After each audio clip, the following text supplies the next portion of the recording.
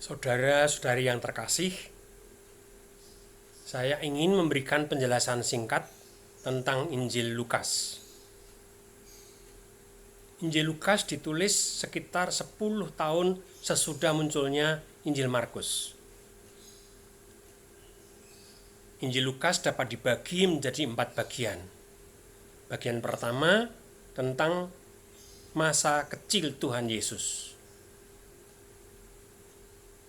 Dalam kisah Natal, Injil Lukas membandingkan Tuhan Yesus dengan Raja Daud dan Yohanes Pembaptis. Seperti dulu, Raja Daud lahir di Bethlehem di tengah para gembala, begitu juga kanak-kanak Yesus lahir di Bethlehem di tengah para gembala. Dan bila dibandingkan dengan Yohanes Pembaptis, Tuhan Yesus jauh lebih besar daripadanya. Sebab Yohanes Pembaptis hanyalah perintis datangnya juru selamat.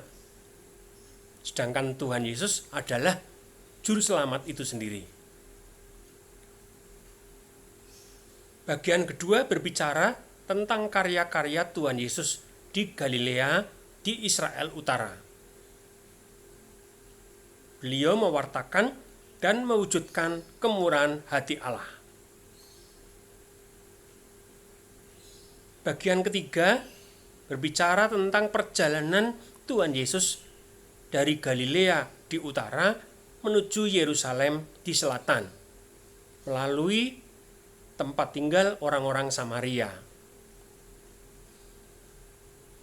Melalui bagian ini, penulis Injil Lukas menggambarkan Tuhan Yesus sebagai seorang peziarah yang berjalan cukup lama dari utara ke selatan, sambil memberikan pengajaran-pengajaran yang khusus kepada para muridnya. Bagian keempat berbicara tentang akhir hidup Tuhan Yesus di Yerusalem. Di sana beliau ditangkap, difitnah, kemudian dijatuhi hukuman mati berdasarkan fitnah tersebut. Beliau difitnah sebagai penghujat Allah dan sebagai orang yang ingin menjadi raja orang-orang Yahudi.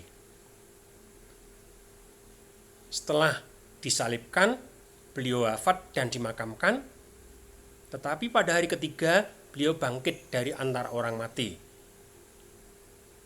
Dan setelah menampakkan diri berkali-kali kepada para muridnya, Tuhan Yesus naik ke surga kembali kepada Bapa. Itulah inti pokok Injil Lukas. Tuhan memberkati.